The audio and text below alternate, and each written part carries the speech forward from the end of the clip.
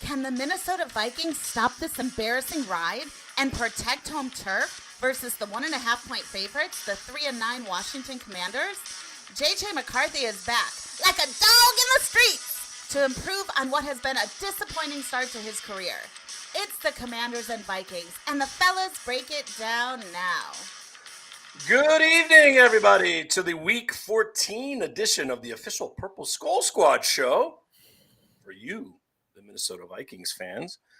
Tony Bell, Bill Dunkel, Quality Control, yours truly, all here to break down a very important question, which we will be making a majority of our show today, the state of the Minnesota Vikings. What would you do if you're Mark Wilf? We've already had a lot of people chime in on this on our Facebook page. Thanks for doing so, including Mike Conrad. Look for a proven GM. I think we all kind of agree with him. And William A. Deem, KOC must go, and the GM as well. I'm sure there'll be more creative answers coming up when Tony, Bill, and I get really to the crux of it, because I'm just going to tell you this offseason, which is coming upon us, is going to be a very creative one for our Minnesota Viking ones, because they've got a ton of money that's in contracts. We're going to go over some contracts, UDFAs. There's a lot of things we're going to jump at, but most importantly, what should Mark Wilf do? And I know one of us in this group is going to say what he won't do.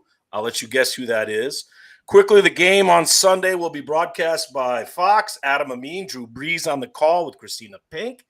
Brad Allen will be your referee. And let's get to our purple headlines. Head coach Kevin O'Connell with a roster move. Coach, what's the move?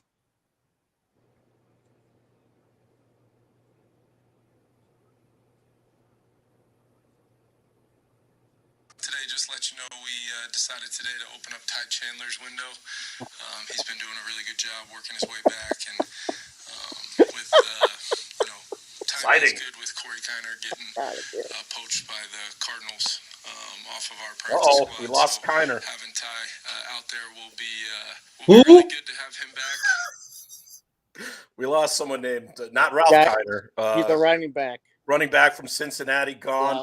They did sign wide receiver Jaquan Davis to the practice squad as well today. So they made a couple moves.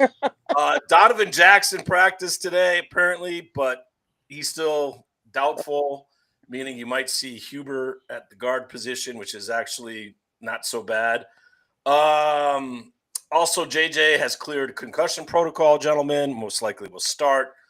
But our number one headline tonight, before we go to around the NFL North, is to give a little condolence to one of our comrades, Ryan Peterson. You might know him on our Facebook page. He does a lot of his own videos, which is something that we love and encourage people to do.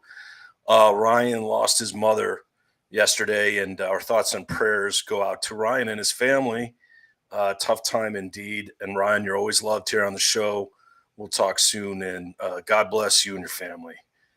Let's go around the NFL really quickly, around the NFC, I should say. The Lions right now, if you can look behind me, they're beating the Dallas Cowboys 27-16 as that game heads to the fourth quarter. The Chicago Bears will travel to Lambeau to take on the Green Bay Packers. That will be a fight for first place within the division. Whoever wins that game will have first place.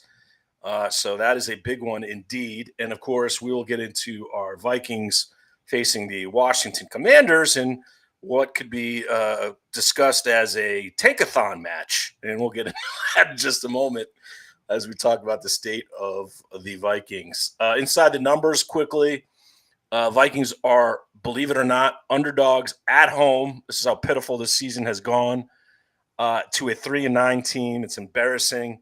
The point spread was anywhere from a point to 2 points, depending on what book you were looking at. I put at 1.5 was the early number of the week. Over and under is 42.5. Money lines, Washington minus 125, Vikings plus 105. As far as fantasy studs to play in this game, there is none. So Jaden Daniels is playing. Yeah, sit any of them. Is Jaden Daniels playing? Yes, he is. You know what? It doesn't matter. I would stay away from him week one against that defense. No, I know, but he's playing. There is no fantasy studs in this game. Maybe defensively. If you have either one of these two defenses, you might want to try to play them going into that. But let's get now to what we really have come about. Yes, KOC. Ty Chandler, is he serious? He is. Yeah, he's serious. Use Ty Felton. Another running back, and you don't run the damn ball. Why not Ty Felton? Let's get him in there. I mean, we'll get into that in a moment because okay. First things first. Why? What do you mean? Why not? Why? But let's get into what we really want to jump in here on is the state of the Vikings. There's a lot of stuff to get over. Again, from our page, Jennifer Olson, I would meet with everyone, but I would clean house. Ultimately, a weird vibe in the organization. That's a big problem. Ted Camachis opened the door to the stars. They have 2 weeks to meet with you and then have the convo on what needs to be changed. I will say this, watching ESPN, they are all over this Justin Jefferson. Should he be moved? Let's just get this out there. Justin Jefferson will not be traded this offseason because of his contract, and we'll talk about that when we go over the numbers. But if they play the way that they do now next year, then I think that it would be a discussion that would ramp up without question, but there's always Jordan Addison as well. Bill Dunkel, I start with you. I am putting you in Mark Wilf's office. You're there in that pretty complex. Mark's actually in Minneapolis to do this because he listens to our show and he wants to know inside from everybody, what should we do? What can you help me to do to move this franchise forward? It's your microphone right now, Bill. I would say, well, it's not going to happen. I'd sell the team because we need new owners because they're the problem anyways. That's where the problem starts, is them. But that's not going to happen. So I would clean house. That's everybody. And that includes the salary cap guy, Rob, too. Done. Move on, people. GM, Griggy, Miller, Brzezinski, the coach, all of them gone. It's not going to happen. No, it's not. But you know what? I think a lot of people, Bill, Tony, I think you feel this way as well. I think a lot of people feel that is something that needs to happen because, Tony, I know what you say, and we segue to that football people need to be in control of these decisions. And I don't look at Andrew Miller or Grigson, baseball guy, Kwesi as a football person. Now, KOC's played the game, but those guys I don't really feel confident enough. And there's already been, like Mike Conrad, we need a proven general manager to run. Good luck. All right, where do I start? Have a sip of the old drinkage. You know what? Management is to blame for this debacle because, first of all, you had a real head coach in your building, and for whatever reason, you decided not to have a real head coach, a real football coach your football team. You had a bunch of people who have no business making football decisions on your football team. And this is a wealth problem, okay? Yes, it is. This started back with Brad Childress, who had no business being a head coach. None whatsoever. So this starts right at the top. You know the reason Ryan Poles did not get the job and Kwesi got the job? Because he wanted to blow it up. And money. And probably that Ryan Poles was probably not a great interview, though. We've all heard him talk. So but okay, I don't care if you can talk or not. Who's got the winning record? Come on, people. If you want a spokesperson or this or whatever to make your decision to make it sound good in the press, then this is what you're going to get because guess what you got? You got an idiot for a head coach. You got a bigger idiot for a GM who don't know anything about football. Your team sucks right now. Yeah. And the problem is those 13-win and 14-win seasons covered up the fact that you don't have a good head coach. Well, okay. So guess what? I don't care if he mumbles. I don't care if he's. That's the reason Eric Bieniemy never got a job was because he's a terrible interview. But I'll bet you one thing: Bieniemy, Harbaugh, anybody would have this football team in contention now for the division instead of looking up at everybody. I think that's the key. We'd be further along in the process, is what we're saying. We'd be closer to a Super Bowl and probably be playing in a Super Bowl. Anthony, the Wills should have done what the Chargers did back in the day and fired KOC after he lost in the playoffs last year. That would have been a ballsy move. I think another thing, Eric, you got to remember. Here's the thing with the Wilfs. They did this with a fault. This is what they did with Childress. They put together a team for Childress that he couldn't fail, and he still failed. The problem with KLC is this team is blinded by winning 13, 14 games a season, getting bounced in the playoffs. But guess what? They're competitive. That's all they care about. That is all the money, the and obviously Vikings care merchandise about. sales, all that kind of stuff's important to them. I mean, I know it's easy for us to say that, but I don't think when you own something and you own something as big as the Minnesota Vikings, right, that you can be happy with what's going on here, because you've entrusted people. You have said to Kwesi, to Grigson, to Andrew Miller, who again was a baseball analyst guy somehow helping with numbers, and Brzezinski. I got the OC and the coaches, that this team, I'm entrusting you to get us to the Super Bowl. We'll sign the checks. They did last offseason. They signed some huge checks. We're going to segue into the salary cap for next season. They signed some big checks that don't have out clauses. Yeah, Jonathan Allen will be a Minnesota Viking next year. You can guarantee it. $21 million's worth. So these checks were signed. And now the Vikings are in a situation where I think, and I'm heading this question to you, Bill, first, they need to rebuild this thing. This is a teardown situation. And if that's true, then what they're saying on ESPN and some of their shows, and Rex Ryan and Randy Moss, you know what?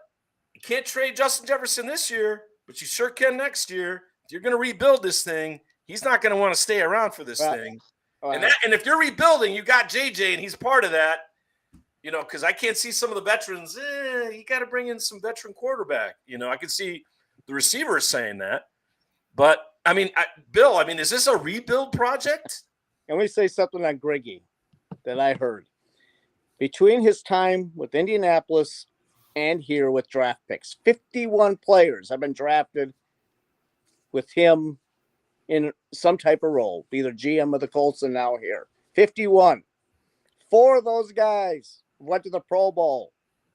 You can't include, I think it's 4. It's either 3 or 4. You can't include one of them, which was Andrew Luck.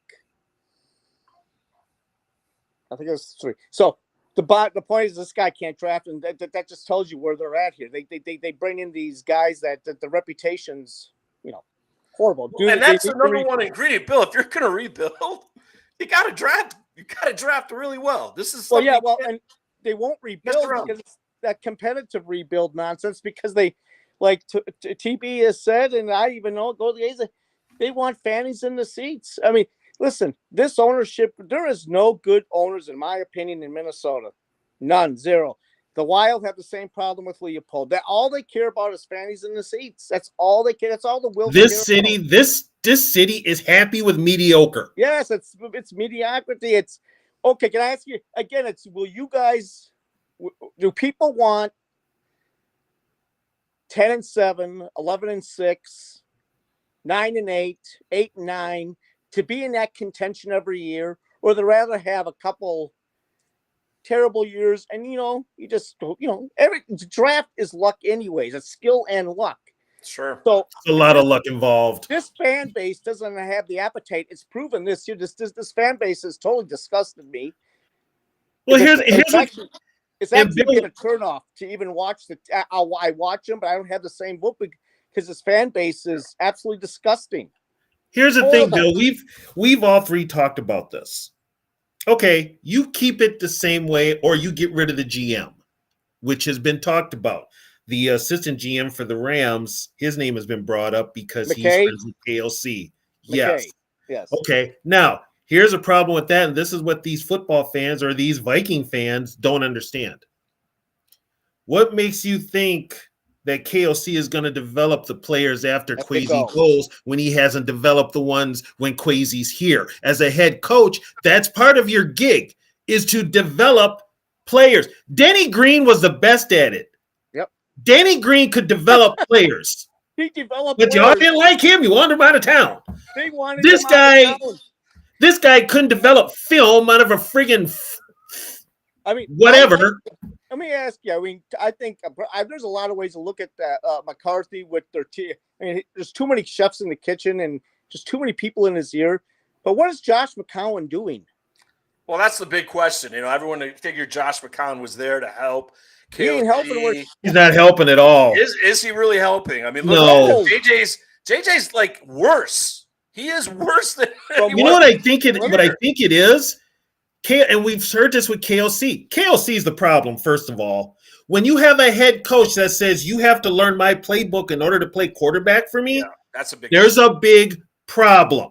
Big problem. But yet nobody in the Twin Cities media has called him out. Now you've got a kid like JJ McCarthy who needs to be developed, but we were told as Viking fans that KOC was this offensive genius and his quarterback whisperer that he could make him an NFL quarterback. He can't even make him a Sandlot quarterback, for God's I sake. have a new title for him, gentlemen: quarterback killer.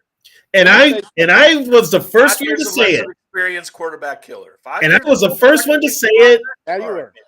I was the first one to say it, and I need to be paid for this. I said the kryptonite for JJ McCarthy would be KOC. Yeah. Breaking news I heard today is that last year McCown never talked to McCarthy during the year. Never talked.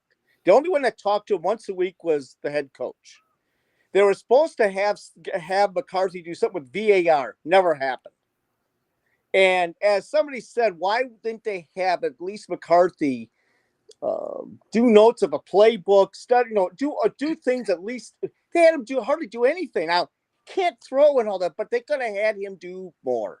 And they didn't film study, most of all. Could have been a lot of film study. I thought that was the case because they were talking about him being there every day. I want to say, I'll tell you what, there's something with this Viking organization. They're good at this narrative, at spinning the narrative in a positive. They won't let the negative out, and this is probably one of those things where they left him alone. All I'm going to say, what I read, this all started with really when it went downhill with a group of people. Started in 2018. And that's all I'm going to say because I'm not going to really get into it. What happened? 2018. And when I read that, I said, yeah, no wonder they're in this position right now. It's disgusting. It's horrible. And I don't see, as long as they keep a board of people to interview a head coach, a new head coach at some point, and long as they cap one person, there's one person on that board is the reason Jim Harbaugh is not coaching this team. And we all know who that one person is. Yeah, as long as they have that person and the 9 others on that board, you're never getting anywhere. And those aren't, and the thing with that, Bill, is you're right. And here's the worst part. They're not even football people. There's not an ex-Viking on that board. There's not an ex-NFL player on that board. Nope. These are just everyday people. And Anthony Tolson just jumped in again. Thank you, Anthony, for watching. You've been very active here. We love that. We encourage the participation. Tell your friends about us. Like this page. Basically saying as long as KOC is our coach, quarterbacks will come here to die, not get better. I think if it's a rookie, I think that's what we're most concerned with. Eric, there's one thing we need to say with the Childress, why Childress got fired. Yeah. Once again, this goes back to the Wilfs. That team had been in disarray all season. Even after the championship, they were in disarray. They were. Then they bring Randy Moss back, and then Childress cuts Randy Moss. Yeah. The Wilfs had no idea what was going on with this team until Randy Moss called them. That's an embarrassment. That is absolutely an embarrassment. And then when did they fire Childress? It was right after the Packer game where he got beat. What was it, 31-3? Yeah.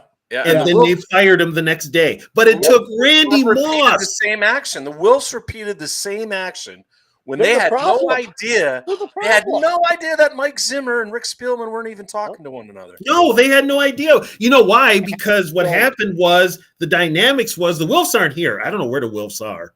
They're in New Jersey still. Ziggy's they're not like in good Cherry health. Hill, New Jersey, somewhere. Yeah, Ziggy's not in good health, so it's predominantly Mark. But the whole thing with Zimmer and Spielman was Mark relied on Rick Spielman to tell him what was going on with the day-to-day operations. Wow. So I'm like, okay, so you're out of touch. And right now we're going through it again. And this is what happens when you don't have an owner in the building. How do you own a team and not own any property in the state where you own the team? Well, yeah. That's quite I got some more breaking news I heard today. When they drafted Kellen Mond, and they're all in the building, the former head coach, who I call Bozo the Clown, Mike Zimmer, got in his truck and went home, and that was it. Didn't pay attention to the rest of the draft. Obviously, That's he wanted a his fault. cornerback of some sort. He didn't get it. He got a quarterback. Yeah, he didn't wanted want nothing that to do with quarterback. Yeah. And we know the relationship from that point on was never From that good. point, but that just tells you what this organization. It's all. Well, yeah, because something. the coach should be the one making the decision at that point. We might disagree with Mike Zimmer drafting the cornerbacks, and apparently he did 2 or 3 straight years, right? Going after the names that we can mention, Trey Waynes, Mike Hughes. The list is endless, and we're like, please don't draft a cornerback. And that was another thing. We had Mike Zimmer there, supposedly one of the best coaches for defensive secondary purposes, and he couldn't develop a freaking cornerback to save his life. In fact, there's a picture of him with these big gloves. And I'm not kidding now. Big gloves with Xavier Rhodes, like trying not to. You can't use your hands. Pushing back. Can't use your hands. Because none of the cornerbacks he had, and maybe Rhodes did, developed. So now we have Kevin O'Connell, who actually was a quarterback, not a very good one. And the thing that we were excited about maybe his hiring, Bill, remember we talked about this, is probably meaning Kirk Cousins is on a short leash. That didn't happen. KOC wanted to keep him. And now we know why, because now we can see he doesn't want to take the time to develop a young quarterback. Can I put this out there? I got to put this out there, and this is what people here's another thing that people don't realize here. Remember, Kevin O'Connell had no desire to want this head coaching gig during the Super Bowl. No desire. Then once it fell through at Harbaugh, management was all in on Harbaugh. Yeah. Now, not Harbaugh, they were all in on Kevin O'Connell. Yeah. To the point where you lost out on DeMeco Ryans and you lost out on Raheem Morris. But here's the reason KOC took this gig. Listen closely, people. This will help you understand why he took this gig. He had no interest in coaching the whole football team. He wanted to call the offense. Yeah. And with him as head coach, coordinator, which he could call the offense. That's the only reason he took this gig. And another proof, he had no desire to coach a whole team. They hired assistant coaches before they hired him. Yeah, that's correct. And who's our assistant head coach? Bill Dunkel, who didn't make the trip? People might not know this. Mike Patton. Yeah. We actually have an assistant head coach. Maybe you didn't know that. Maybe he doesn't like the fact that we're throwing the ball 60-some-odd% of the time. Maybe he needs to be more head coach. But here's the thing, and everybody, and I hate to say it with local media and national media, they were, and I'm just going to put it, a parental advisory would be helpful here. They were basically on KLC's jock for the last 2 years about how great of an offensive coordinator is. He's his quarterback whisperer and all his bullshit. Media loved him. Yeah. You've got JJ McCarthy. Yeah. This is prime example of you could turn him into an NFL quarterback. And you've got this kid regress so bad, you're in his head so bad that he's second guessing himself. Yeah, I read somewhere where the thought process was just let JJ be JJ. Well, why didn't you just do that in the beginning? Which means maybe this week they'll start putting in some Michigan plays. You know what? Don't hold your breath. No, I won't, because Kevin O'Connell can't. If we've learned anything from the head coach, he can't help himself. He needs to go to passer rehab. All right. He's got a little bit of this. Run the ball. We're running the ball well. We missed the 3rd and 1 there. I'm just going to throw the ball 15 straight times. He cannot help himself. He has no trust in the offensive line. He lied to every one of us in saying that they were going to run the ball more, be more responsible, be more physical as a football team. All things that he hasn't done. And yes, did injuries impact the Vikings starting offensive line? Sure it did. But you still had people there. You still can figure out a way to run the ball effectively. In fact, you know what, Eric? The Vikings are mid-range.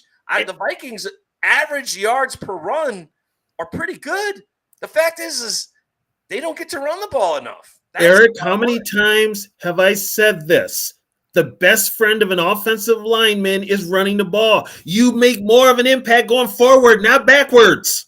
And not only that, Tony, it's also the best friend for a young quarterback Yes. because it takes. Yes, I've said that too. Nobody listens to me. I mean, my God, why am I even on air? So here we are, the three of us, the state of emergency Minnesota Vikings. We will talk about the Commanders game for about 10 minutes coming up here. We'll do our picks, our big three. But here's the most important thing, and this is why the Vikings need to lose more. I hate to say it. The Vikings currently have an 80% chance of landing a top 10 pick. So go check out Tankathon. Right now, they're currently at number 11, but they play the Commanders, and if they lose to the Commanders, I believe they would shoot up quite a bit. Yep. They currently have a 1% chance at the playoffs. Playoffs! They do have a 1% chance. There's a lot of things that have to happen, like 932 different things would have to happen, but it's still there, okay? It's still there. So if for anyone out there for purple positivity, there it is, your 1% chance for the playoffs. But more realistically, what Tony, we would like that if it actually came true. But Kirk, just like you getting us a Super Bowl championship, we know that that's not going to happen. Bill Dunkel, Quality Control, yours truly, we're here to tell you that this is a state of emergency. This is a colossal F up, if you want to go to that point. I got a question for every Viking fan out there. Every single one of you friggin' Viking fans that think you know football, okay? You want this team to tank so bad so you can get that top 10 pick, right? And then you talk about this running back from Notre Dame? Okay. Already you're telling me you ain't watching this team. First of all, whoever the hell we draft rounds 1 through 7, do you really think Kevin O'Connell is going to develop them? What in your collective cells tell you that Kevin O'Connell will develop anybody that this team selects? Well, I would say personally, I don't think he's going to. There is a chance if they start out bad next year that he's going to be in some serious trouble. He cannot. He's on the hot seat as of right now. I would agree with that. He's been on the hot seat with us. It's a warm seat. It's a warm seat. It's a warm seat. It's not hot yet, but it will I'm not drafting a possible blue chip player worrying about that head coach now when that head coach might not be here in 2 to 3 years. I want a blue chip player, and personally, I think what's going to help the young kid obviously needs a good offensive line, but they're not going to be drafting a lineman that high. Is a running back, or you could almost make an argument a wide receiver, because they're going to need something that is to help them to move the ball, but they do need a running back. Now, will they take one top 10? Not so sure, because that's a big chance. But at some point, you have to have faith in your organization to draft, even though it might look minute. You have to. You got no choice. I mean, the Patriots. Well, in fairness, Bill, let's give Kwesi as much as criticism as we've heaped on him for the 2022 snafu, the many draft picks that haven't turned out here. They've gone elsewhere, and they've turned out okay. That's a problem. That means that Kwesi's drafting the right guys, and our guys, Chris Cooper, whatever the hell his name is, he should be out of town. Needs to be fired. Needs to be fired. Like Ed Ingram, okay, now is one of the top guards in the NFL. Oh my God, that's incredible. When we watched him, he had the best thing Ed Ingram would do was trip Kirk Cousins. Right? How often do we talk about how bad Garrett Bradbury was? Raggedy Ann. And he's playing like it. Here's the thing, though. This is what we have to look at. The dynamic between Kwesi and KOC is not what people think it is. Well, it's certainly not going to be if this continues either. This is you got to remember there's going to be a lot of knife in the back scenario. But you got to remember, KOC was not Kwesi's guy. Kwesi's guy was shown the door. Yes, we do know that. Do you know who the Vikings wanted to draft in the first round of the 2023 draft? 2023 right now. Yeah, he's playing behind us right now. Oh, 2022 is Jameson Williams. But there's a 2023. He's playing for the Detroit Lions. And I believe that's when he was drafted. If he wasn't drafted that year, please correct me. He was drafted in 2022. He was drafted that year. He was drafted in 2022 because 2023 we picked Jordan Addison. Yeah, but there's another guy playing for the Lions that they really wanted. Besides Jameson? Mm-hmm. That was actually common knowledge, and I can't believe I forgot about it until I thought today, like, wait a minute. That's the guy Kwesi wanted, and management talked him into drafting down. Gibbs. They wanted Gibbs big time. Also behind us playing right That's now. why I think they might draft Jordan Love. I call him Jordan Love. The other Jeremiah Love. Because of that, I mean, if they wanted Gibbs a couple years ago, they might have a chance to get. Yeah, but here's the thing, though. He just ran in for a touchdown, by the way, Bill Dunkel. Just ran in for a touchdown. If KOC wants these running back, but he doesn't use them. No, that's the thing right there, and you're right. That's the caveat. Yeah, you're 100% right. I can't. You're right. You're right. That's why he should be fired. This guy's a clown, people. Oh my God. So right now, let's just do some statistics here, and we'll throw this out there for you. I'm going to do some cap space stuff. I'll go over the UDFAs. The three of us will go over who we want to see stay, who not. You can chime in with us as well because you're live with us here on the official Purple Skull Squad show for Minnesota Viking fans. The line just went up 37-26 on the Cowboys. Wow. The Vikings currently have, at this moment, 7 draft picks. They have a first, they have a second, a third. They got a fifth in the Sam Howell trade. They got a 6th for the McKay Blackman trade to the Colts. They got 2 7th. One obviously coming from the Cam Akers deal in 2024. So Cam Akers is still giving us something, right? God bless you, Cam Akers. So we have 7 picks. The Vikings in cap space, depending on what you read, and I'm doing more research, everybody, on guaranteed contracts. This is going to be a 4-letter word in Vikings off-season play because it means if you cut certain players, you get no cap relief. They can go. They probably be happy because they're going to get their $21 million and you get no relief. We'll discuss that in just a moment. But the Vikings are anywhere from 23, depending on the guarantees that get added to the end of the salary, to $60 million in the red. So when we flip the calendar after the Super Bowl is played, the Minnesota Vikings will be somewhere between $23 to $60 million in the red. Now, of course, the salary cap goes up every year, anywhere between $10 to $20 million. So that will help, okay, a little bit. But let's now go to the UDFA FA. So this is what Kwesi, Brzezinski, KOC, if Flores stays with us, at this point, I think Flores will have taken a horse out of town, but that's just because why would you want to stay? UDFA / free agent / retirees. We can add this to the bunch because that will help us. Harrison Smith, I expect to retire. Gentlemen, would you agree with me? Retire. The one guy in this group I really want to bring back is Eric Wilson, but at this point, I don't even know if we're going to be able to afford him. No, because you know why I don't want to bring him back? He's played great. Nothing against him, but you know what he just cost the Vikings? A comp pick. Well, yeah, I mean, that is true. A comp pick but then we also, Adam Thielen, we waited too long on Adam Thielen, all right, on a certain situation that cost us. So it's like, what are we doing? What are we doing here? What the hell are we doing? Okay, well, Jeff Okudah, don't let that door hit you on your you-know-where because I will make a prediction. And let's talk next year at this time that Jeff Okudah will not play football again. That's how bad he is. Did you know Adam Thielen was from Minnesota? Yes. Okay. Just want to remind you. Mankato State's finest, right? Was he not? Yeah, he's from bumfuck Egypt next. Born in Detroit Lakes. Like I said, bumfuck Egypt. Another Minnesotian, correct? CJ Ham. Back or not? He'll retire. He'll probably retire. Really? Retire, I think. That's surprising. I figured he might get another. No, the rumbling I heard today is that's looking towards retirement. Now it's not guaranteed. That's just a rumbling. So that would help. That would kind of help. All right. Jalen Naylor. Gone.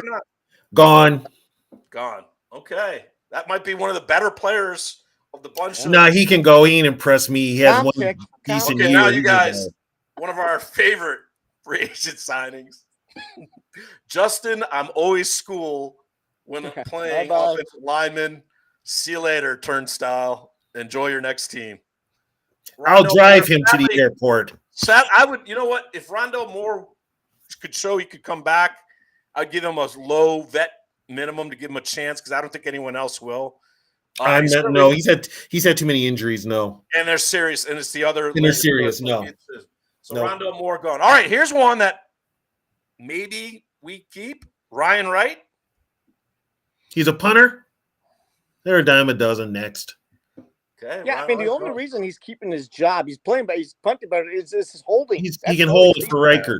He's actually done a nice job on that, and that is important, as we saw That in is New York. important, but that's Yeah. We saw that when Koo kind of got his legs stuck yeah. on that Foxborough field. That poor guy. I don't. Oh, he is Oh a my meme. gosh. He is a million memes coming for good old Koo. All right, Carson Wentz. If you need a Gone. veteran quarterback, Gone. see you, Carson. Yeah. Wait, what do we call him? Bill Dunkel? Prince Harry. Prince Harry. I would leave just because of what they did, what the Vikings let Yeah, happen. to me. I think that was Yeah, I'd leave Another just because reason of what he should happened to me. nightmare what KOC did to him. The guy that, listen, out of everyone here, this guy has pissed me off the most. Very little known. Tavaria Thomas, number 37. Gone. Get the F out, man. Get out. See you later. Gone. Goodbye. Gone. So out of all these guys, really probably nobody on this Well, list. if I'm blowing it up, so I'm not keeping any All of right, them. so now let's get to the nitty-gritty, gentlemen. This is where the ugliness starts coming in, because when you sit there near Kwesi, he doesn't have many gray hairs. When he sees this is going to really start filtering in, because then he's got to go to Brzezinski, and he's got to go to the Wilfs and say, well, these contracts are sort of guaranteed. Justin Jefferson, $38 million, untradeable contract. He will be a Minnesota Viking next year. Whatever they say on all these shows, even though it was Randy Moss who opened up about it and said, hey, you know what? He might be asking soon if this continues. And yes, he probably will, but he ain't getting out of town until next year. And him and his agent know it, because he's got $38 million tied up. And even if the Vikings traded him, because there's guarantee clauses in there, Vikings ain't paying him to go play somewhere else next year. No. That ain't happening. I can guarantee you that's not going to happen, Nope. right? Although, never say never. Next year, they can trade him. Different story. And Micah Parsons was traded, so Justin Jefferson, hey, if they go... Isn't Parsons on he's on his rookie contract, though? Who's that? Parsons. He was on his rookie Jefferson's contract. on a guaranteed big... Yeah, so it's a whole different ballgame. Big difference. Brian O'Neill, $23 million is your second highest Minnesota Viking on payroll. Get him to restructure, and if he doesn't, cut him. Yeah, it's time to move on. I think it's cut candidate anyway, Tony, because the Vikings are so far. They got to find some big contracts that they have to lop off. But why not play Walter Rouse right now and see if he could be an answer? That tells you what they think of him. He's not. Thank you, Anthony Tolleson. 70-73. You're right on my mindset. Walter Rouse. The problem is when it comes to that offensive line, like I said, KOC's not coaching the team. He's letting Chris Cooper make the offensive line. And Chris Cooper needs to be shown the door, like Jeff Okudah and Tavaria Thomas. Gone. All right, got to remember now. I'm going to say this. There's one person. You can't blame the head coach for Jeff Okudah. Yeah, of course he signed off on it, but the one that really wanted him was Brian Flores. So, well, he thought he was a cornerback whisperer, and then he realized there's just some players. Brian deserves a lot of heat for a lot of his decisions. Well, Jonathan Allen, and we're going to get into that because those are the names that are coming up next, and you're not going to like what one of them says on his. Two of them say on their contracts. This is going to be interesting. Christian Darrisaw, $23 million. Yeah. Here's why Christian Darrisaw could become a major trade chip for the Minnesota Vikings. Oh, you can't. Well, no, you can. Widely regarded the best young left tackle in the game. Bill, he's not stayed healthy in any year he's I agree. That's the problem. You're right. That's the one thing, but guess what? Neither has the one. Tired of having to. Is he playing this week? Is he not playing this week? And listen, you can't blame him for this year. That injury he suffered, that was on KOC, Tony Bell. Another example of a play that should never have been called in that Rams game on that Thursday night. That stupid play call. Yes. Here's the thing with Darrisaw, though.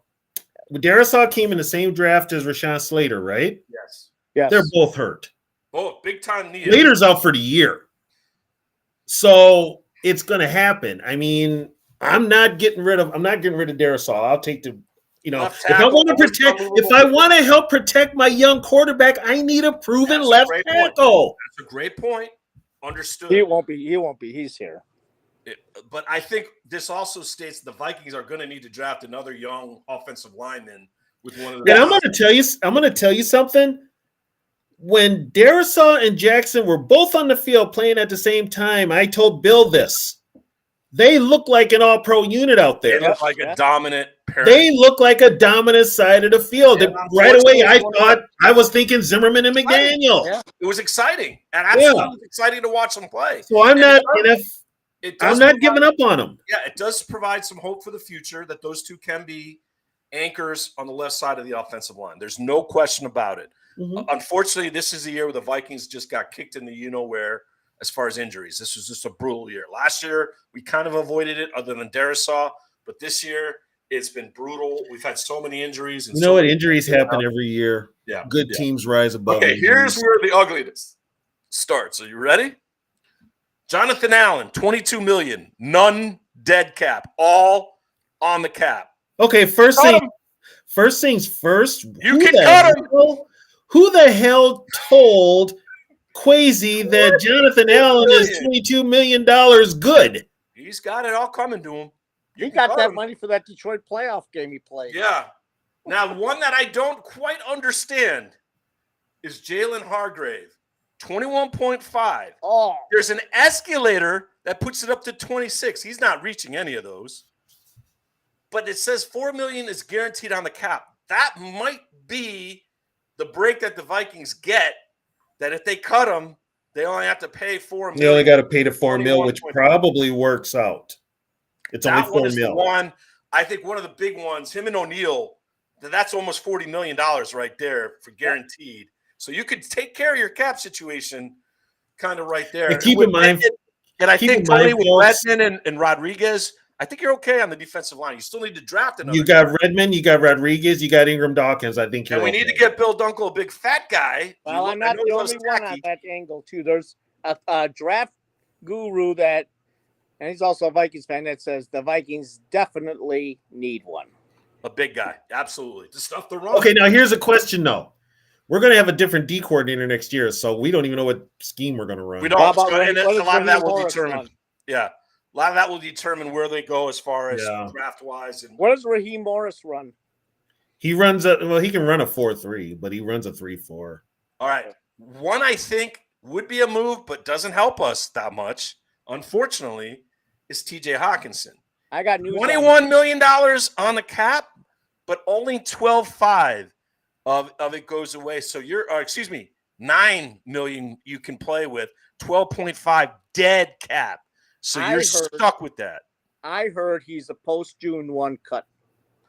So maybe that has something to do with trying to finagle these numbers. Because 12.5 dead cap, I'm going to keep him one more year and hope he can play up to a certain standard and then trade his, And there is a name that has popped up already in free agency that the Vikings should be looking at. Isaiah Likely. Yes. Yeah, I can see that. Hey, we could have drafted him. Instead, we drafted Nick Muse. I think – okay. Yeah, who got a ring with the Eagles. Yeah, he got a ring with the Eagles. They always get rings. Lewis Cine got a ring with the Eagles. They all go to the Eagles and get rings. What is this? Never put it down, but they got a ring. We're an organization that's helping people go win rings elsewhere, not with the team. Yeah, because Isaiah Likely's out of there because they just re-signed Andrews. They just re-signed Andrews. Here's one that should help us. Ryan Kelly, $12 million, but he's going to retire. Yeah, he's going to retire. He's gone. I think that's dead money. I think that's money they'll get to play with. Byron Murphy, $19 million. I would say he's probably safe because they ain't got nobody. And in order to sign somebody, it would be more than $19 million. So Byron Murphy, even though he's been really average to below average this year, is probably going to survive. Like I said, depending on who is your defensive coordinator next year, if it was me, see ya. See ya. He's going to be safe, but I think he needs to be back to his best spot, which is he's a slot guy. Andrew Van Ginkel, $19 million, gentlemen. Now, because of that injury, I don't think about it. A neck. He's played well, but that neck injury at his age, he might retire. I mean, that could be a surprise. That could be a surprise. I'd hate to see it. I think he's the heartbeat of that defense. I love watching him. But I think that's a serious injury where you got to think, is it really worth it playing with a neck? Well, here's the thing. The way Dallas Turner has come on. Yeah, it will lessen the blow a little bit. Lessens the blow. Dallas Turner is a bust per the Viking fans. Yeah. Thank God no one listens to us fans. No one listens to us fans. That's a good thing. You should listen to what we're talking about now, but basically don't listen to all the other stuff. I'm sorry. It's funny. You got to laugh at it, Bill. And they want him out. Dallas Turner, he's a bust, and they were calling him a bust last year. All right, one more here. Aaron Jones Sr., $14 million. Okay. I would move on. It's got to. I would move on. I would actually make Jordan. Here's a problem. Which one, Jordan Addison? I would keep Jordan Mason. I would keep Jordan Mason and gone. make him number one. Jones is gone. Yeah, Jordan Mason. You're going to draft a running, or you can sign a running back. They're going to draft a running back. They will draft one. Yeah, and they'll probably. Here's the thing. I don't know why they're going to waste a spot on a running back when they're not running the ball any damn way. Why even bother? You know what? If I'm a free agent, Tony, and a running back, I'm not coming to Minnesota. I'm going to have my body's going to feel good all year. I'm only going to get 8 to 10 attempts a game. Okay, sign me up. Jordan Mason, though, is not an every week starting running back. He's a good number 2. They need a starting running back. Yeah, he's kind of like a bulldozer, right? Like he can get some tough yards and he can break. If you were playing a 2-back set, he would be your fullback. All I know is that they bring back Ty Chandler again, I might go berserk. Jeepers creep! What are we doing? Well, KOC was smiling about him coming back this week. Going to be a big help. He's just gonna return kicks anyway. He's just returning kicks. All right, gentlemen, time to move on. Anything as before we leave for the state of the Vikings? Well, I got one. Yeah, and it was talked about today by Thor on his new show on Score North. And there's 2 schools of thought, and I want to ask you guys and I understood his logic. It's logical, but you can go flip it too. He said you can't trade him this year because you're getting 50 cents on the dollar, which I agree with. And by the way, Addison, top 4 in the league and drops 15% this year. He's had a rough go the last 4 or 5 weeks. Now, would you trade him now, and you're only getting 50 cents on the dollar because he's had a rough year, or do you wait till next year? I think everything waits to next year now. But here's the problem with that is everybody knows darn well there's no way the Vikings are re-signing him. That is not happening. Well, if they trade Jefferson, they might have to. They might have to. Yeah, I think that's why, Bill. I think, Bill, that's why you're going to have to wait. I get what you say. If you traded him now, you might get more.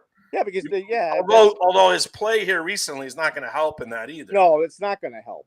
What you want to have happen, no matter if the Vikings struggle or not, as far as wins and losses next season, is you want both Jefferson and Addison to be at the top of their game, so then you can determine which one. If you're looking at a true rebuild, and I know a lot of Viking fans will hate me for saying this, I want it, but you can get more for Justin Jefferson. Yeah. Than you contemplated. But then again, you better have someone in the front office and in the scouting staff that's better than what we got right now. No offense to Kwesi, but his drafts are scary because you hit or miss. It's like you say, you know what? You say no offense to Kwesi, and I'm not going to blame Kwesi because he's put in a position to run a football team.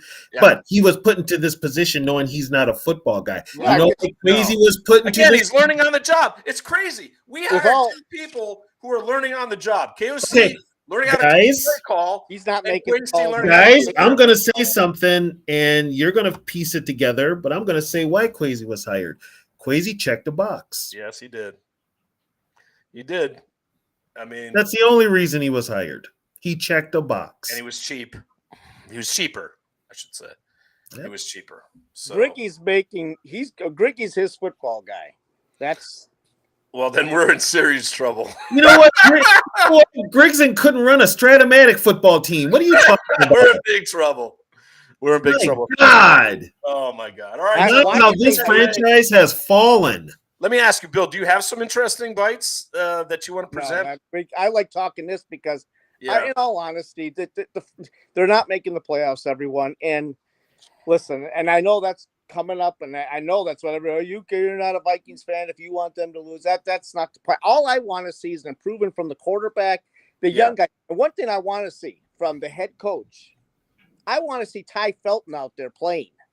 A lot of people do. Why is he not out there? Why are the young? That's what really should be predicated. I think he's had 8 or 13 snaps on offense all year. Yeah. Yeah. Now we watched that, Bill, in the Cincinnati game. It's like, why he needs to show such progression in how he said he was. This was the year. He said, "Oh, we saw how the Eagles played. We got to be more physical." He said it after the Rams debacle. You know what? He's good at double talk. Yeah, he's a pathological Here's liar. the thing. As Judge Zolgad says, if you guys love listening to Mackey and Zolgad, you listen to Purple Daily, Judd is now he is taking the whipping post out on KFC. Oh yeah, he wants Griggy gone. And Phil Mackey, who's the biggest KOC apologist, is now. You know what though? I'm not gonna cry. I'm not crying anymore. It's changed. Guess what? Zolgad better be careful. Well, I know, but at least he's being honest. He calls him schizophrenic. Oh, I got some news on that. He's right. I heard on another podcast, a Viking media podcast, everyone. Ben Lieber said when he did his review of the game, his quick review after the Seattle game, he ripped the team. Did he say the defense I remember that. dead? I remember that. Did he say something like the offense is dead? Yeah. Yeah, if I heard right, I think somebody said to him, or he might have said to himself, boy, did I go too far? Because he said, they're not going to like that. You're being way too negative. So TB is right. They will. Well, you know what, though? Well, you know what? You know what's even worse? What's even worse about that is he's on Keith fan. Yeah, but Lieber said, I can't not tell the truth. I have to be honest. Which is good for him because he is being honest. But when you've got somebody like PA who's getting paid to lie and be a purple cheerleader and be the, excuse my language, dick rider that he is, they expect that all the time. And especially with KFAN.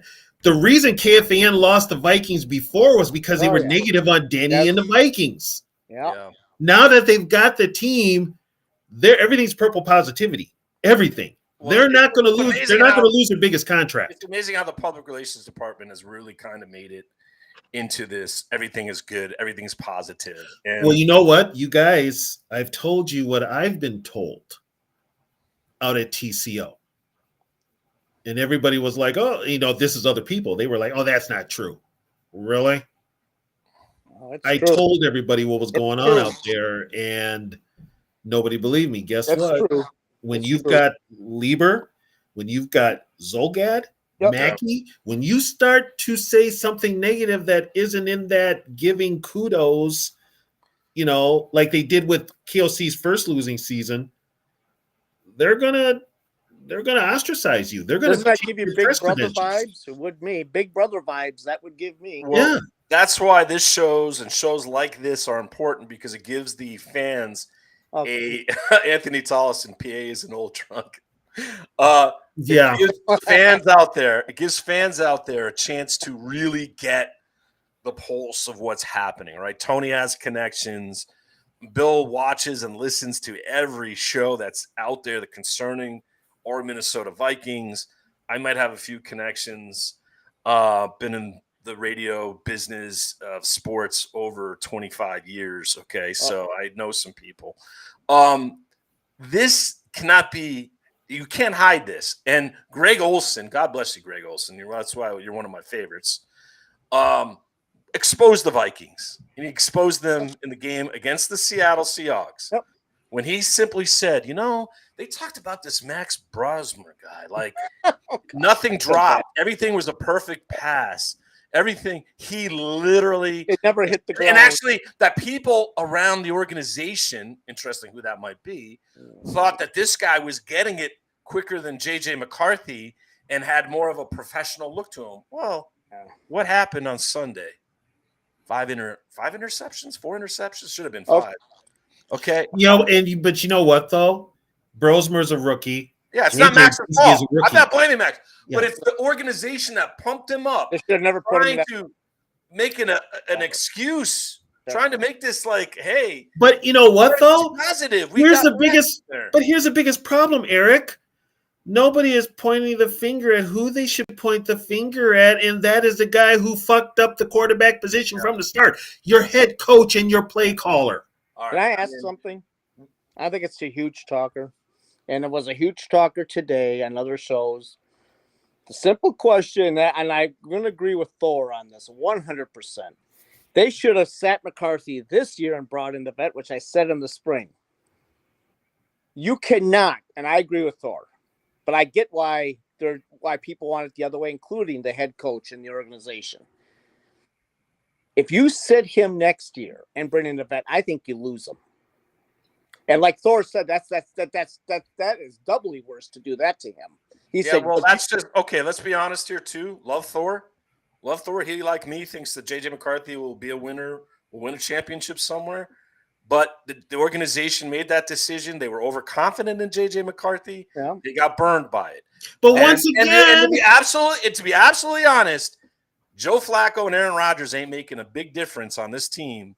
But the whole point is, even if they wouldn't have made the huge difference, the kids would have helped JJ. No, no, that is 100% right. Would it have helped JJ? Probably. But yes. We had to see, and in all honesty, we have to see what these last 5 games. We have to see what JJ McCarthy has. I'm going to get to that. Okay, I got one for both of you. Who's not doing our quarterbacks any favors? Of course, the head coach. Okay. Who told us he could make JJ into an NFL quarterback? Okay. Right. I mean, yeah. Start putting the damn blame where it belongs. Yeah. And how's it going to get better? How's it? I mean, how is it going to get better if he's still doing the same things he's doing now? He's not going to change. That is the thing. That's what Phil Mackey said. He doesn't change. Then you know what you do? If you're Mark Wilf, as much as it will pain you to admit you effed up, you get rid of him. That's all you got to say. You make a mistake, you move on. It was nice while he was here. Kevin O'Connell, thank you. Learn how to become a coordinator. Learn how to be an offensive coordinator first before you become a head coach on another team. Okay, that's what he has to do. Let me ask both of you guys. Would you have JJ start next? Obviously, they're going to bring in a veteran. We all know that. I think they're going to vet because if you're – and what we've said, the Wills are embarrassed. To start. Or do you want you know why they're going vet? Because Justin Jefferson is going to bitch. Well, I don't care say he wants a vet. He can F off. That dude can F off. I don't care about Justin Jefferson. Well, he does not run that organization. He's their moneymaker, though, Bill. Period. The Vikings I don't care. I mean, who is that guy? I mean, well, okay, we say that, but he's the number one guy pay-wise. He's the number one selling point of your organization. It's Justin Jefferson. Whether that's right or not, Bill, but you cannot deny the guy's a already Hall of Fame wide receiver if he stays healthy. If he's a Hall of Fame wide receiver, that doesn't say much for the Hall of Fame. And in actuality, in his defense, a lot of this season's not Justin Jefferson's fault either. Okay. So is this the Justin Jefferson Vikings or is it the Minnesota Vikings? It's the Minnesota Vikings. I'm all for that. Not being the. I mean, in all honesty, he. I know you're right, and everything you said, you're right. And I can give you an example of where it didn't work before. The guy that spoke on ESPN, they traded him away. Things didn't get better there. 100%. And he will always be 10 times the better receiver than Justin Jefferson will ever be. Tony, yeah, but it happened already. We already have precedent. It's already happened. And okay. We're talking about, so you get draft picks, you get draft collateral.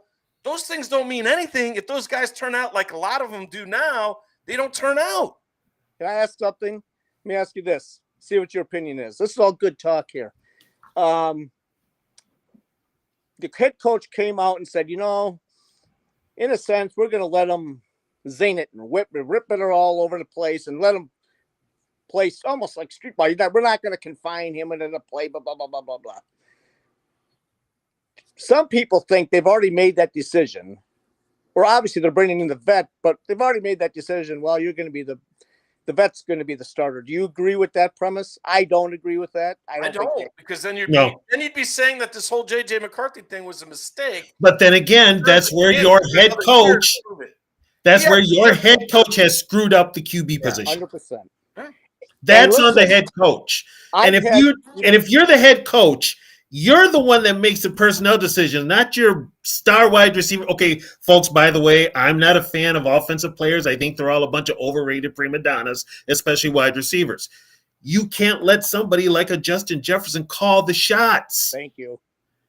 Because if you think about it, when JJ does throw the ball, who is he throwing to all the time? in double coverage, forcing the ball. Well, and in fairness, Justin Jefferson has not been anywhere near himself this year either. No. I mean, he's had more drops. Him and Addison have had more drops than they normally have. I mean, I'm sorry, though. If I'm a veteran quarterback and Justin Jefferson's not doing what he should be doing, I ain't looking to him till later in the game. I'm throwing to anybody else. well, yeah, and it makes sense to do that. I mean, But you've got when you have a rookie quarterback and he's being what in I'm his saying, head. what I'm saying, Go to JJ.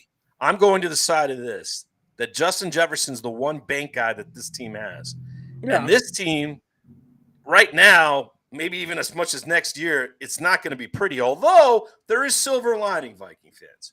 There is silver lining. You're going to get a fourth place schedule next year. You get to play the Tennessee Titans of the world. Even year. Even year.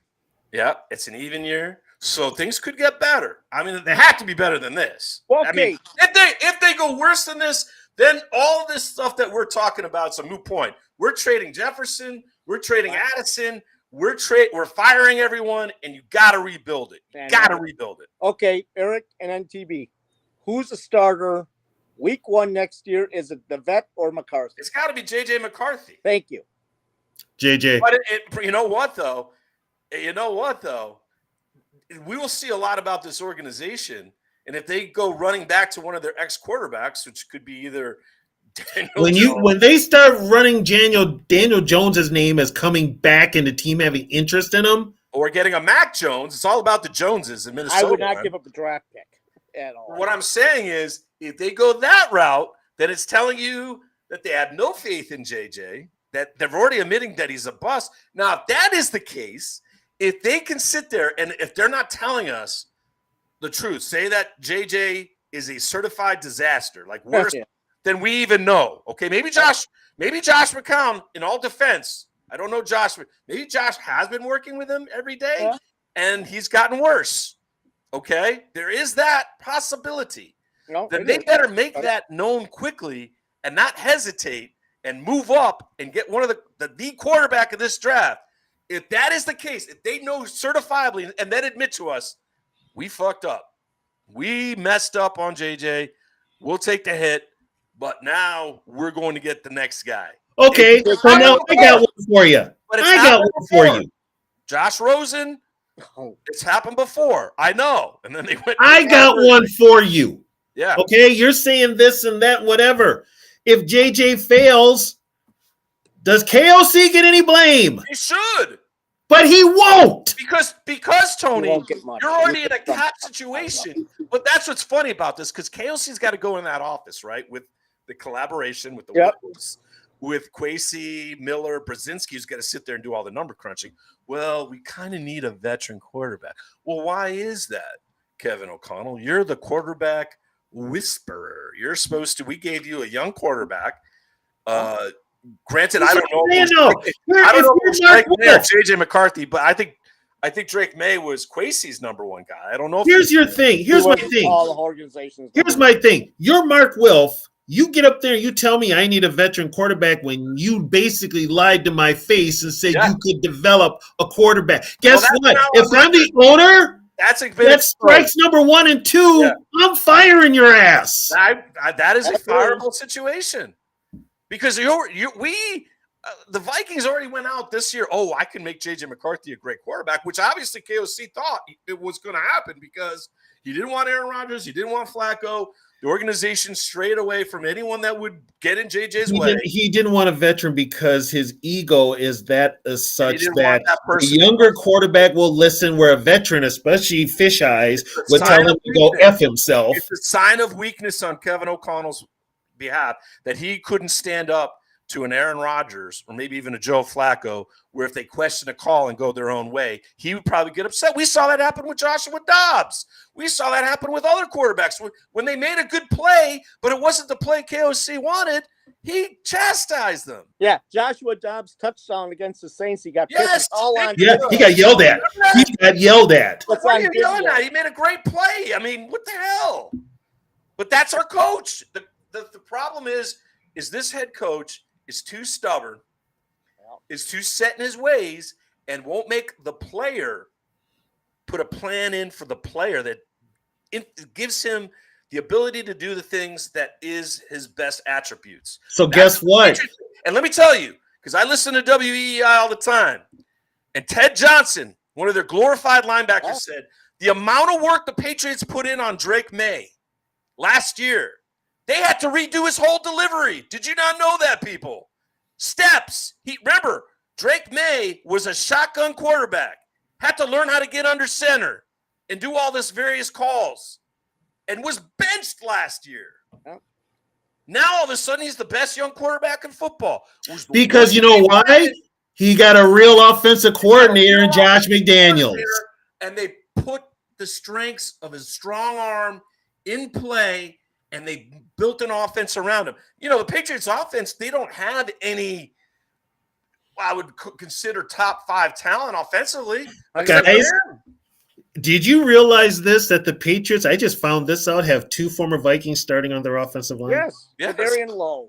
Vadarian Lowe. Yes. And Garrett Bradbury. They played great against the Giants. Lowe played great against the Giants. And by the way, it's funny about Lowe. We drafted him, we traded him, which I didn't agree with. And then last year, Vadarian, he was not very good.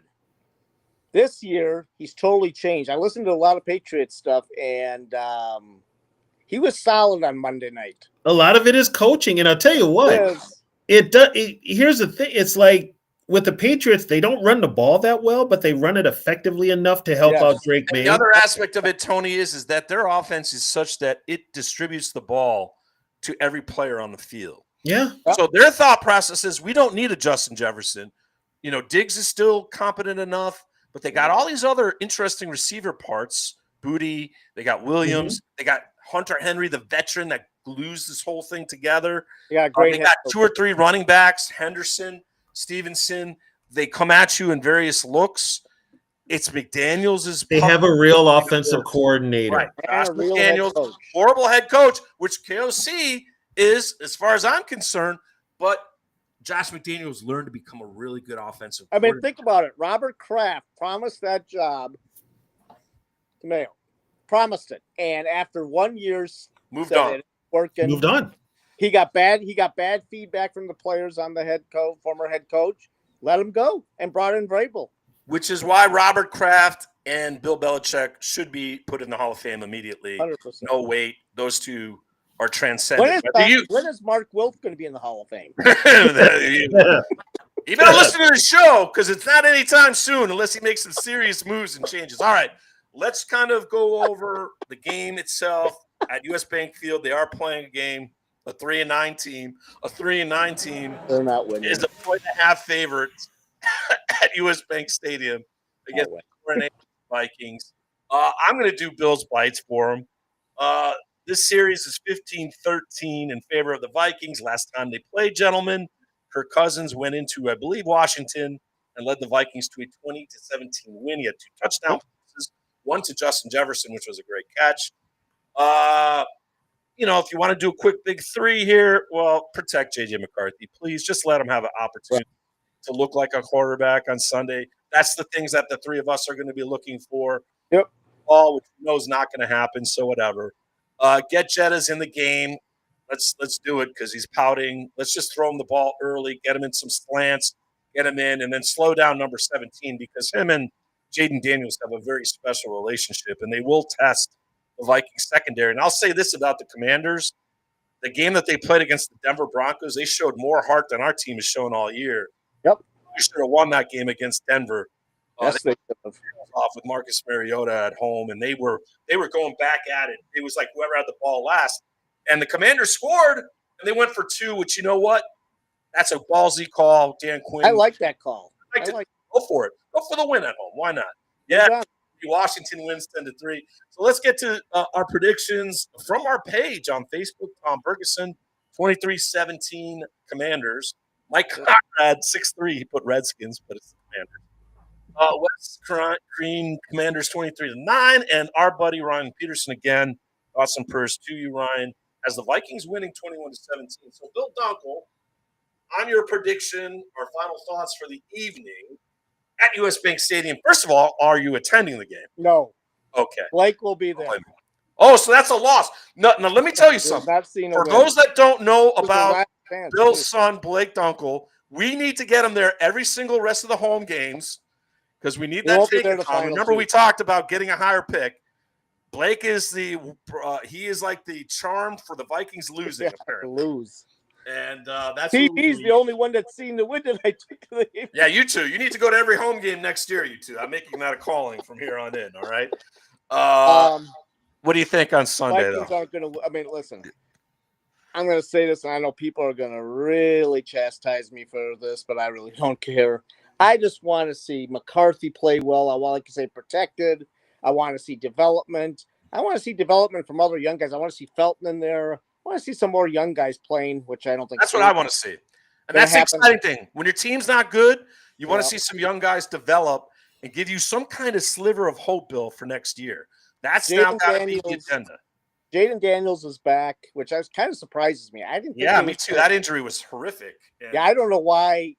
I would play Marcus Mariota. They're forcing him back. They are forcing him back. First week of contact practice, he had no contact up to this. I would week. hold him out. There's no reason to jeopardize your future franchise quarterback. I mean, you know why he's in there? Because Dan Quinn is under the hot seat. He's probably gone. No, they got their head coach in waiting in Cliff Kingsbury. Yeah, Cliff Kingsbury. So Dan Quinn is out the door. He's just thinking about his own selfish purposes of. You know what? I hate to say it. The Vikings can't move the ball. I mean, I don't know. Washington's defense isn't good, but I'm telling you, I mean, they're gutsy though. They played hard, man. They played hard. I'm going to say 17-10 Washington. Okay, 17-10 from Bill Dunkel. Any final thoughts, Bill, as far as what we talked about tonight? I mean, listen. Again, and I know what everybody's with the draft. I understand it with how bad they drafted, but at some point, you just gotta. I hope you gotta have trust that they'll get it right. They gotta trust they're gonna get it right one year. And they did. Dallas Turner, Jordan Addison, and hopefully JJ McCarthy. They might have gotten those right. We don't know. That's still Jordan Addison is one of the better second receivers in the NFL. So all I'll say is this: the Patriots. Oh, and by the way, let me say one quick thing. The Vikings, if they would have, in 23, if they would have lost, I think, 2 more games, right? 2 more, yeah. They probably would have picked in place of the Chargers, which means I think the Chargers picked 6th. Maybe there would have been a better chance to trade up to get Drake May. I don't think so, because I don't think the Patriots are ever going to trade that pick personally. No, I don't think they were either. But what did the Patriots do that year? They lost, and I think, you know what, in the end, I know Mayo wanted to keep it. I understand that. But but they won the last game. That almost caught. They won the last game. That cost them. You're right. Yeah, and he got fired. He got fired more for winning that last game than anything else, which is another example of why these professionals, Tony will tell you, play football. No, I get it. They're not going to quit. People are fighting for their jobs here, So Vikes need a top 5 pick. In my eyes. That would be great. All right, so once again, I'm going to put it out there. Doesn't matter what size pick you get. Do you really trust KOC to develop them? Well, that is a question. Everybody keep hearing, we need a high pick. We need a high pick. If you don't blow it up, the same shit that's happening now is still gonna happen. Well, Anthony, I agree with you. If we lose this one, we won't win again this year. We all trust Griggy. Nobody trusts Griggy. Nobody trusts Griggy. No, nobody's Griggy with it. Stop it with Griggy. So Tony Bell, I hand this to you now. The Detroit Lions just won. They kept their hopes alive. They did? Yeah, they won 44-30. Cowboys 44-30. So they now are 8-5 within the division, and then they're probably rooting for the Bears at this point. I don't know, so they can catch the Packers. But your thoughts on what you're looking for on Sunday? Give us a score and any kind of final thoughts that you may have. Well, I'm going to hold KOC's feet to the fire. He said he was going to let JJ be JJ. What does that mean? Yeah. What are you're taking the shackles off him? What, that should have been the case in the first game of the freaking season, Kevin O'Connell. More mind games again with this kid? You know what it is? Translation. Here's a fireable offense. What he just said. Translation. I'm going to tell you people at this podium, I'm going to let JJ be JJ. Come game day, it's either my plays or he gets pulled. So here's the thing. Both of these teams suck. Yeah, They've had Yep. horrible. I don't care how Washington looked against Denver; they still suck. Oh, they still suck. You're They're right. 3-9. They still suck. They're So 3-9. which team is going to Not what suck your record more? you are. Man, That's And what we're looking for at US Bank. here's the screwed up part. KOC can't win at home for some reason. 1-4. Yeah, I mean you're terrible at home. So here's what I'm going to say. Both these two teams, if you look at it on the old Tankathon meter, which should It lose. wouldn't shock me if this game ends up in a tie. Well, To be this is honest. a huge That would be game. something. That would I be mean, something. I'm gonna put it out there. It's gonna be a boring game, a snooze fest. Field goal. Can you know I'm what? I'm gonna You look say at- Will Reichert wins it on a long field goal, Wow, 13-10. Reichert. Good. Tony Bell, You positive. know what? There. That would be typical Minnesota Vikings. That would be.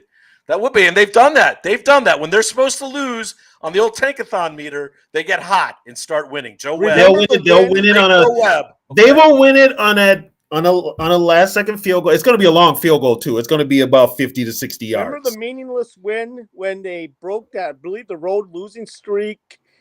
When Meathead Tice, I Need a Hug, was head coach in New Orleans on the last play of the game with Dante. That's right. That cost Yeah. them too. Yeah, and they went on to win the Win when next they're- three. That's the Yes. story with the Vikings.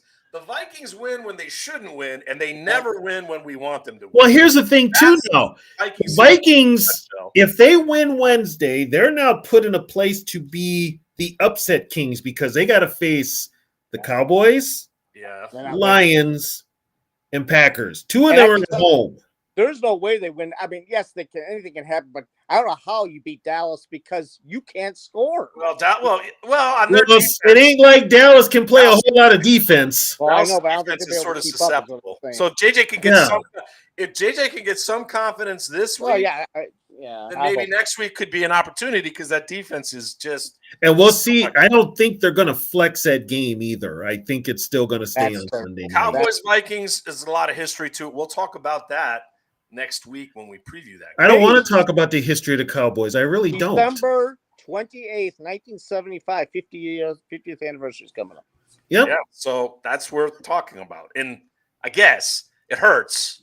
It hurts. It sucks. But it's history, right? It is still history. sucks. It does suck, Tony Bell. It does suck. All right. I have no purple positivity. There's none there. I just hope somehow JJ shows us something. Maybe 2 touchdown passes or something. Gets that confidence that he had in Chicago and Detroit. Looks serviceable. That some of the young players step up. That's what I'm looking for now, is to see what players of this young group. Because, in a final thought that I would have, it's time to rebuild. It's a rebuild time. By the way, Eric, we didn't talk about this. Yeah. KOC's lost that locker room. Yeah, he could. You're right. Yeah, I think he has. He has lost that lot, And especially with a couple of veterans. I know his lost that locker room. personality, Mr. Happy, Mr. I'm a player's guy, I'm a former player. It doesn't matter when you play this badly and are so they had no chance against the Packers and Seahawks. Yeah. No chance for the last 8 quarters they have played, arguably the worst offensive football in Minnesota Vikings history. And who does it fall on? To top that off, Tony, the Oh. defense has actually played damn well, and there's resentment that's going to come forward. Oh, well, they asked Flores about that, and he said, we don't do that here. We're not getting into that. The media asked him, and he was not happy that. You know what, Bill? Translation, here's the deal. They're taking a cheap Translation, as soon as this season's over, my ass is out the door. He's giving the middle fingers to yes, the Vikings. Listen, I think the Commanders and their fans might be like, why are we winning this game? But they showed me something against the Broncos. That's why this game could end a tie. Nobody wants it. I think the Commanders are going to win this one 24-13 over the Vikings. It's just the Vikings have played 8 quarters of horrific football, and to just think it's going to turn around anytime soon, I don't see it. If they lose this game against the Commanders at home, guys, you're going to have to. Possible they lose the rest of the games on the docket. Yeah, and if that does happen, Mark Wilf, he might be fired. He could be fired, right? If they play like this, if they play like they did in Seattle or at Lambeau, at home, and the home crowd's going to boo him. The home that's- crowd's going to jump on him. You know what, God though? knows the J.J. McCarthy hatred. Here's the thing, though. If the defense is still playing strong, but that offense is not, I'll tell you what, if they lose on Sunday, or if it's ugly, you guys are right. He could get canned, and Flores slides in. Well, that's, yeah. I you know what's sad is I'm at a point right now. Is like I want to see that. It would excite me more. Okay, to see because I know what Flores would do is he would make sure they're running the ball more. You've got to energize his team. And Wade somehow. Phillips should be, or he would be the guy. He'd get a chance to finally be an offensive coordinator. You've got to energize his team somehow. There's something. The rumor is he lost the locker room with the vets when they let Sam Darnold walk. You know what, though? That's a tough decision. I don't know if I pay him that. Do you pay Sam I Darnold? know, but I'm just saying the players, the veteran players would not have. Yeah, and I get that, Bill. I get it. But people forget that the last 2 games Sam Darnold I played. want him back, but he played 8 quarters. Okay, you know what, folks? Terrific quarterback. It's like we just played Sam Darnold, and he looked like the Sam Darnold that we had with the Lions and against the Rams. Tony, you look at the Super Bowl odds and what Vegas thinks is Sam Darnold. He's one of the lowest rated as far as getting the team to the Super Bowl quarterbacks on the docket. And you know what? His coach, not Mike McDonald, the former Doobie singer, Mike Donald, the head coach, has them running the ball second most in the NFL, and they throw the ball 31st. So I don't know if he believes or Clint Kubiak believes that Sam Darnold is as great as all these Viking fans think he was last year. A lot of people forgot about the Jacksonville game, the Tennessee game, the Detroit Lions game for the division title, the Rams game. Those are 4 examples of Sam Darnold that you can't forget. And if you're going to pay that $30, $40, $50 million, I don't want that uncertainty. He better be good every single week he plays. And we know back in New York, chasing ghosts, seeing ghosts, the whole deal. I think the Vikings made the right choice, but if they did it correctly or not, they made the right choice. Gotten a veteran quarterback. They made the right choice, but the problem is when you had a head coach that you hired, that you did hire him also not only to call the offense, but to develop a young quarterback. Yeah, that was the reason. Yeah, that's the reason they hired him in the first place, and he's not doing it. And he's not doing it. And that's the bottom line. There's the problem. That is the situation that hurts the most. If they win maybe 1, give them 2, but look terrible. What I mean is if they start getting blown, I think the key is if they start getting blown out and the defense starts checking out, which at some point has to happen if that offense can't move the ball. It's just human nature. Then we might have something to talk about because, and, listen, I sold the Detroit game already. I sold it about a month and a half ago. I sold Green Bay game in the summer. Thank God both are sold. If the Boo Birds come out, or if that Packer game is a lot of Packer fans, because in all due respect, it's been pretty good. You always get Packer fans, but I don't. My tickets have been sold to Viking fans. So, but I think that Packer game, because the way the Packers are playing but Grant Field's going to have a lot of Packer fans, and Detroit's going to have to win that game on Christmas. Just possibly keep their playoff hopes alive because they're in Hey, can I say one thing? Race. I'll say one thing before we go. Justin Jefferson, Jordan Addison, Hawkinson, and then, by the way, Thielen, good riddance. All these guys that are dropping balls from McCarthy because it's too much zip, right? The Michigan wide receivers who were, didn't make it. None of those guys, I don't think, are in the NFL except for the tight end, Loveland, yeah. Yeah, they of course they drop balls, but what I'm saying is, what I heard, it was Thor made it perfect. He said, how do these guys, we all hear is he's putting too much zip on it, too much zip. Michigan receivers didn't have a problem with it. That was never an issue. Well, there were wide receivers that used to play for the Denver Broncos that had a problem with their quarterback who threw the football at 100 million miles per hour. Yeah. You know what they did? They shut their mouth and they taped their fingers together, and they caught a lot of passes from. Or they started wearing gloves because that quarterback's name was John Elway. Yeah. And he might be arguably the greatest physical specimen to ever play the game of football physically and as an athlete. So you know what? That's shit. The receivers have sucked this year. Yep. You can love Justin Jefferson. I love Jordan Addison. I think he's one of the best route runners. You are right on him. Doesn't matter though if he's dropping footballs like he did last week in Seattle, which could have changed some of the momentum in that game. The problem is you've got a young quarterback and nobody, including the head coach and his receiving core and his offensive line, have helped him. No.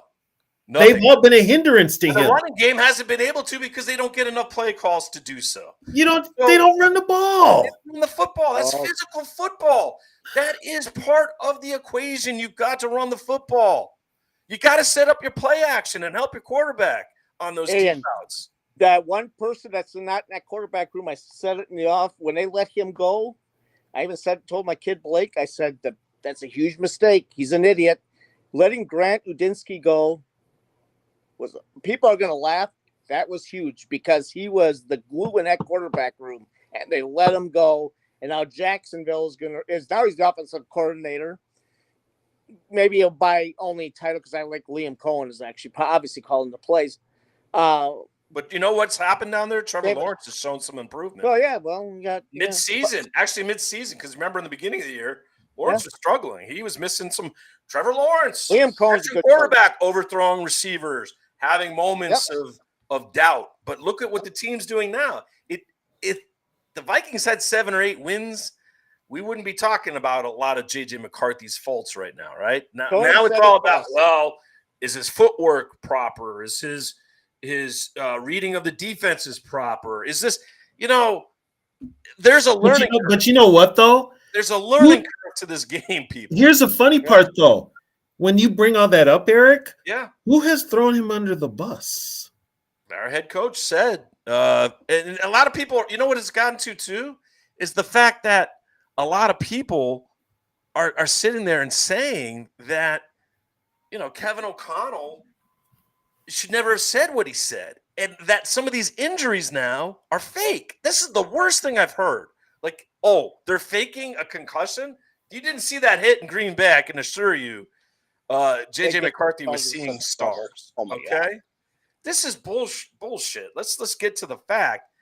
It's quite evident, though, that the head coach, the biggest thing for this season is that KOC has hurt his young quarterback. And by the way, he's hurt the team. I'm going to give kudos, and if we want to do a game ball to Tony, because, and I just said this to Blake when I picked him up from work, and I said to him, I said, about our show, I said, Eric's been right on this. Tony's been right on this. I was right on this. But I said the whole thing is that Tony, when they picked him as head coach, he didn't like the move. Yeah. And he just said, well, I don't know how many months. He said, who's going to ruin McCarthy? He did. Tony said that. And for all of us, and I end on this because we do have to end the show right now, and all of it changed the minute they let Jim Harbaugh walk out the door. No, I agree. That's one of the greatest disappointments. Yeah, this is called karma. 4 Super Bowl losses, horrific, but still Bud Grant, all those great players. The day they let Jim Harbaugh leave that building, and it's why it will be interesting to see what the Chargers do, and if they win a Super Bowl first before the Vikings do, 2 franchises that have never won, it would only lead you to believe, Mark and Ziggy, that mistake for your collaboration. You know what this is? And I'm leaving it on this note. Karma for the committee. Or Bill Dunkel, for Tony Bell, for the lovely quality control with some cool new images. Thank her for her hard work. Those are awesome. Awesome graphics. Awesome. We want to grow this page. Like it. Tell your friends about it. I loved your participation tonight, Anthony Tollison. Thank you. Love to hear from you. Go to our Facebook page. You can do videos there, and if it's good enough, maybe we'll put it on our YouTube page as well. But from all of us, hey, let's watch for the young guys on Sunday. See what young guys can come up and make an appearance, make themselves known the last 5 weeks of the season. And as we say every show, when we end it, gentlemen, Skol. Go Boise State tomorrow night.